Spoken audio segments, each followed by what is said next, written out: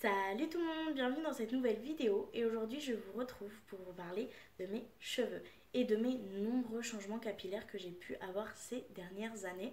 Je me suis amusée récemment à regarder un peu toutes les coupes, les couleurs par lesquelles je suis passée et j'en suis passée par énormément.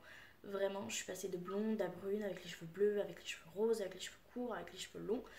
Et donc voilà, et je suis très contente de pouvoir partager mon expérience avec vous. Donc j'ai un petit carnet devant moi et il y a eu énormément de changements comme vous pourrez le constater dans cette vidéo. Et donc voilà.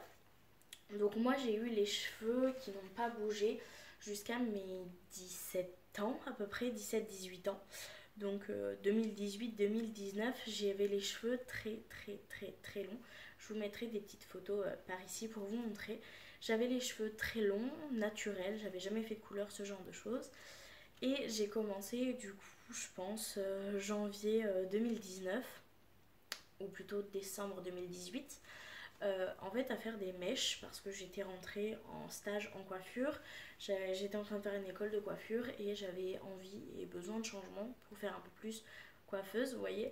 Du coup, j'ai gardé mes cheveux longs et j'ai fait des mèches blondes. J'avais pas du tout aimé en fait cette coupe là, donc littéralement 2 semaines plus tard j'ai gardé les mèches, j'ai adoré et j'ai juste fait une frange avec un carré assez long par ici comme vous le verrez et j'étais trop contente. J'ai gardé cette coupe là jusqu'à mars 2019 où quand j'ai laissé mes cheveux pousser sur tout le temps, en fait ce que j'ai fait c'est que j'ai fait du blond. J'ai fait beaucoup plus de mèches, j'en ai fait beaucoup plus aussi sur les pointes et je me suis recoupé la frange parce qu'elle avait poussé.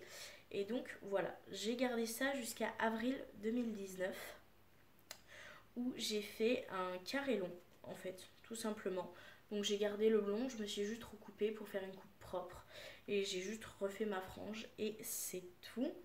De avril 2019 jusqu'à août 2019, j'ai tout simplement eu une repousse assez bonne et j'en ai eu marre. J'ai retaillé ma frange correctement parce que entre temps je laissais toujours tout pousser et je touchais pas.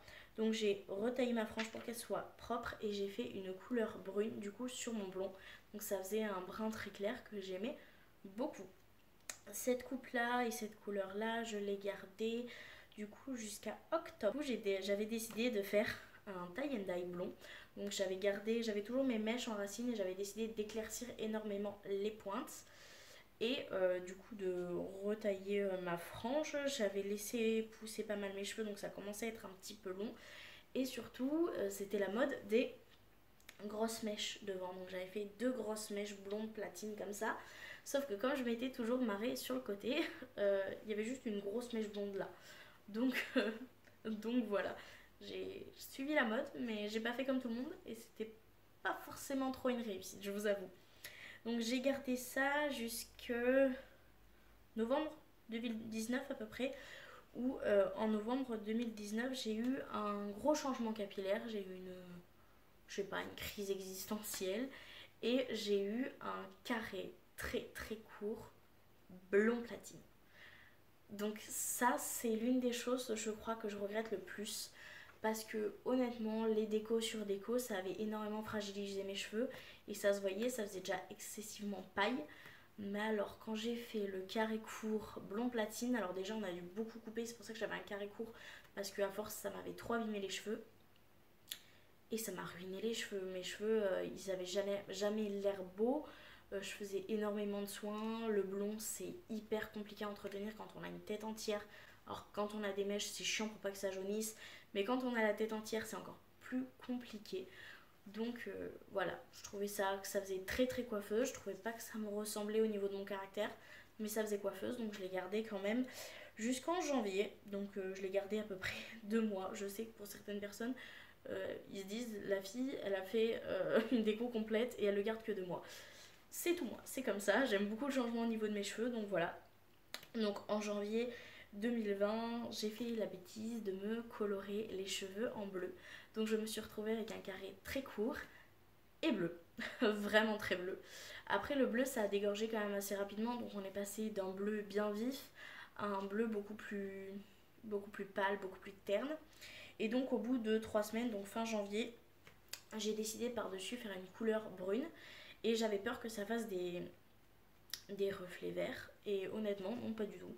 Ça s'est très bien passé, j'étais très contente. Il y avait un espèce de reflet dans le brun que j'aimais beaucoup et c'était pas vert mais c'était un espèce de petit reflet que j'aimais bien et j'ai gardé pendant bien 2 mois aussi, oui, parce que le prochain c'est mars 2020 et donc ce que j'ai fait entre temps c'est rien du tout.